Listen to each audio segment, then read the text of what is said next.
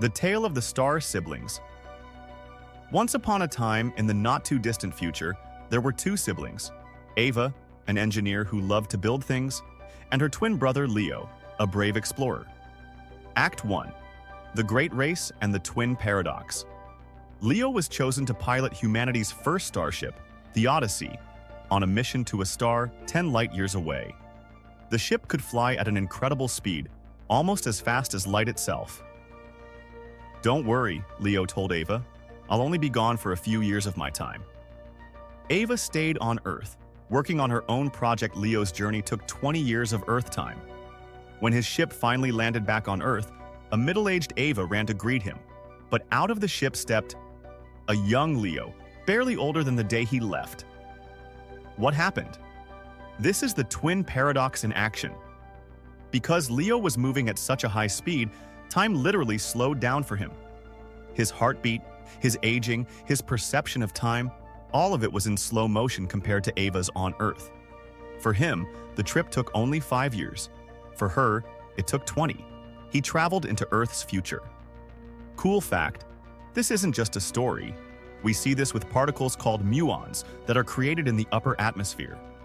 They should decay before reaching the ground, but because they're moving so fast, their clocks run slow, and they live long enough to hit the Earth.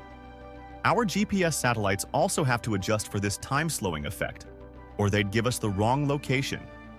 Act 2. The Impossible Bridge and the Pole Barn. Paradox. While Leo was away, Ava designed a revolutionary bridge. It was a single, solid carbon beam that was 100 meters long. To transport it, she had a special truck only 50 meters long.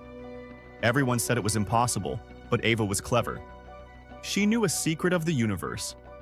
She had the truck accelerate to near light speed. "Look," people shouted, "the beam is shrinking." And it was. From the perspective of people on the ground, the length of the beam contracted. At just the right speed, it was only 50 meters long and fit perfectly on the truck. They slammed a gate shut at the back, trapping the beam on the short truck. What happened? This is the pole barn, or ladder, paradox. An object moving at high speed gets shorter in its direction of motion from the perspective of a stationary observer. In the beam's own frame of reference, it was still 100 meters long, and it was the truck and the gate that were shrinking and moving weirdly. It was all a matter of perspective. Act 3. The Cosmic Message and the Tachyonic Anti-Telephone. Leo, on his journey, discovered a strange cosmic phenomenon, a tachyon stream, a river of hypothetical particles that always travel faster than light. He figured out how to send a message through it. He sent a message to Ava, "Mission successful, see you soon." But because the message traveled faster than light, a crazy thing happened. Ava received the message before Leo even sent it, according to some observers' perspectives. This created a headache. What if Ava had replied, "Abort mission"? Leo would have received the warning before he left and never gone. But then, how could he have discovered the tachyon stream to send the warning in the first place? The chain of cause and effect was broken. What happened?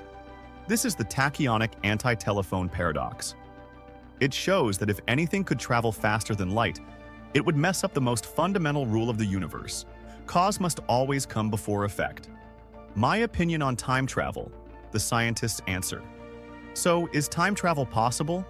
Based on our current understanding of physics, here's the breakdown. 1. Traveling to the future is not only possible, it's inevitable. We are all doing it right now.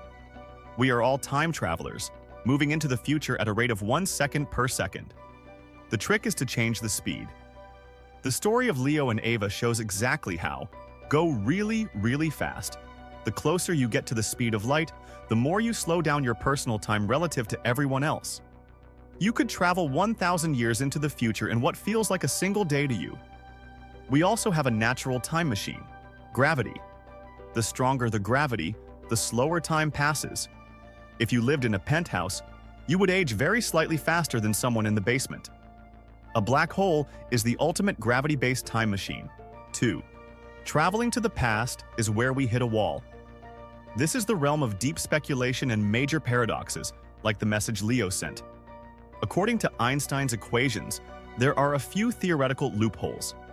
Wormholes, a tunnel through space-time that could connect two different times as well as places. The problem? We have no idea how to create or stabilize one. They would likely require exotic matter with negative energy, which we're not sure exists. Cosmic strings, infinite, ultra-dense strands of energy from the early universe that might warp space-time enough to create closed paths. But again, this is entirely theoretical. My final verdict: I believe we will never build a machine like the DeLorean in Back to the Future.